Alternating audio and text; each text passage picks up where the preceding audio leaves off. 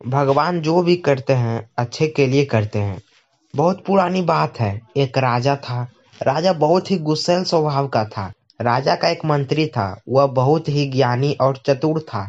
राजा जब भी कहीं बाहर जाता, मंत्री हमेशा उसके साथ में ही रहता था। मंत्री अक्सर एक ही बात कहता था, भगवान जो भी करते हैं अच्छे के लिए करते हैं। एक दिन की बात है, राजा कुछ कार्य कर रहा था। तभी राजा की अंगुली में कुछ लग जाने से राजा की अंगुली कट गई। राजा को बहुत दर्द हो रहा था। पास में ही मंत्री जी भी खड़े हुए थे। तभी मंत्री जी बोले, राजन चिंता ना करिए, सब ठीक हो जाएगा। भगवान जो भी करते हैं अच्छे के लिए करते हैं। राजा की उंगली में बहुत तेज दर्द हो रहा था और मंत्री की इस तरह की बातें को सुनकर राजा आग बबूला हो गया और मंत्री को जेल में डालने का आदेश दे दिया। राजा का आदेश पाकर सैनिकों ने मंत्री जी को पकड़ लिया।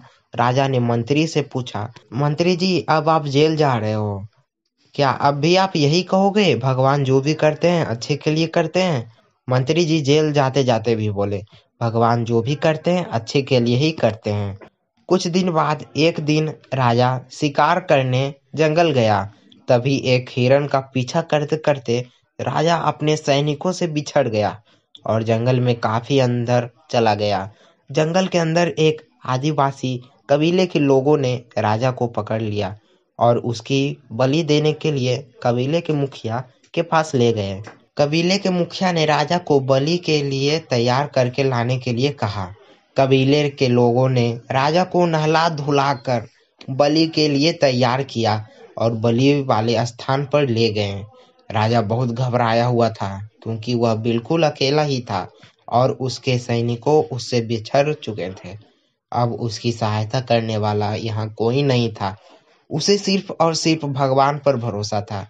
जैसे ही राजा की बलि दी जाने वाली थी, तभी कबीले का मुखिया बलि को रोकते हुए कहा, इस व्यक्ति की बलि नहीं दी जा सकती क्योंकि इसकी एक उंगली कटी हुई है और खंडित व्यक्ति की बलि नहीं दी जाती। कबीले के लोगों ने राजा को छोड़ दिया।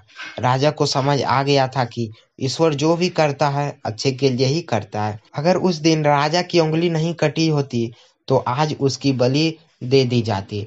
जंगल से निकलकर राजा किसी तरह अपने महल में पहुंचता है और मंत्री को बुलाकर पूछता है, मंत्री जी अब मैं भी यह मानने लगा हूँ कि ईश्वर जो भी करते हैं अच्छे के लिए ही करते हैं, किंतु मैंने आपको इस महल से निकाला और जेल में भेज दिया, तो इसमें आपके लिए क्या अच्छा हुआ?